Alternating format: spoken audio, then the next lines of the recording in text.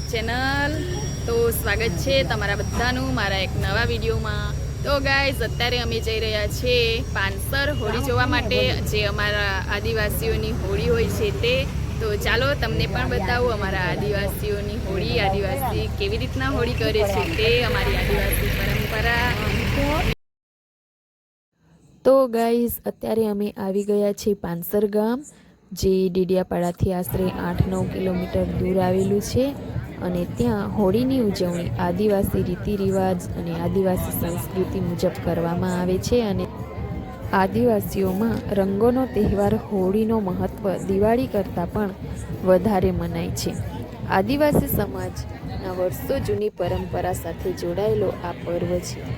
આદિવાસી સમાજ હોળીનું પૂજન તો કરે જ છે, પણ સાથે સાથે પોતાની સંસ્કૃતિ, પરંપરા અને રીતિ રિવાજને પણ ફોલો કરે છે। તેઓ ઘેરૈયા બની 5 દિવસ ઘરે ઘરે ફરીને ઉઘરાણું કરે છે। હવે સવાલ એવો થાય કે આ ઘેરૈયા એટલે વળી શું, અને આ ઘેરૈયા વળી શા માટે બનતા હશે? તો ચાલો તમને હું એ વિશે પણ થોડું જણાવી દઉં।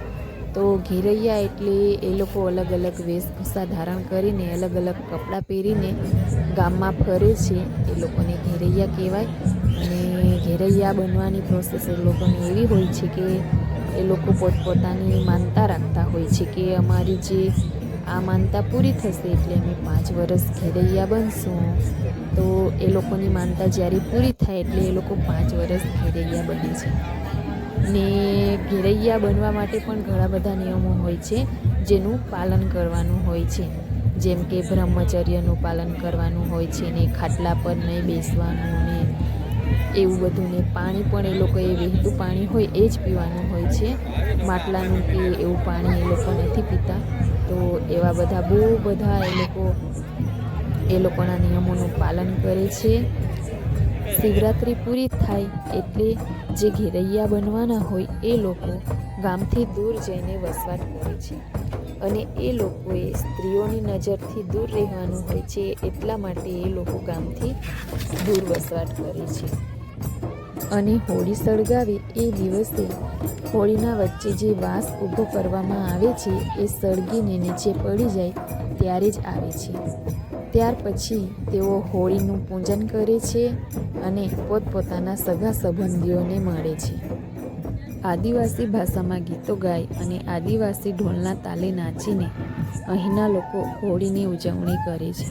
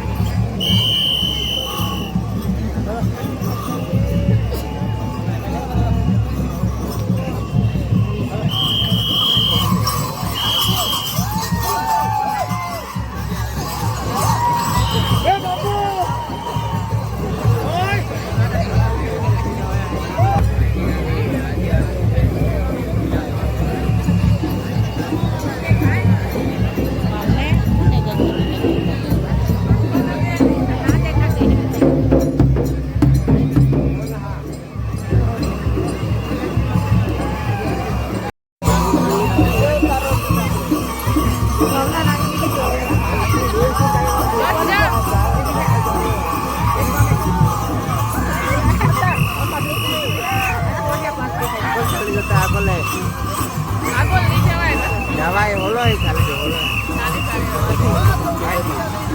ઓલો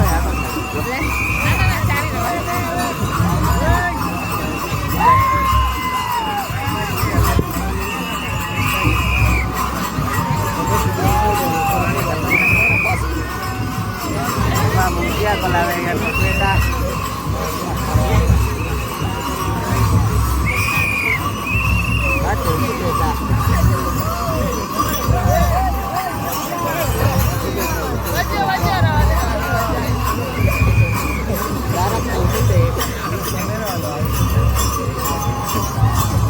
बराबर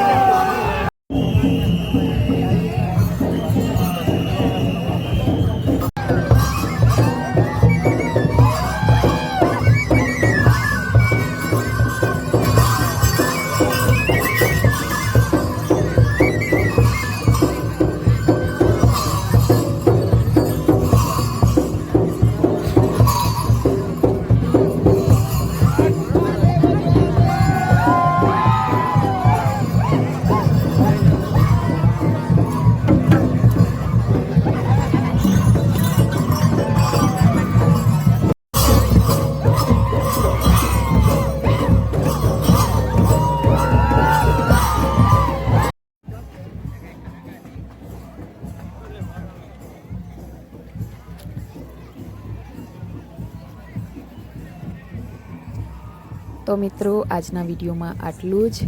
મળીએ નેક્સ્ટ વિડીયોમાં. અને જો તમને અમારો વિડીયો સારો લાગ્યો હોય તો અમારા યુટ્યુબ ચેનલને સબસ્ક્રાઈબ કરી દેજો, વિડીયોને લાઈક કરી દેજો અને શેર કરી દેજો. મળીએ બીજા વિડીયોમાં, ત્યાં સુધી આવજો.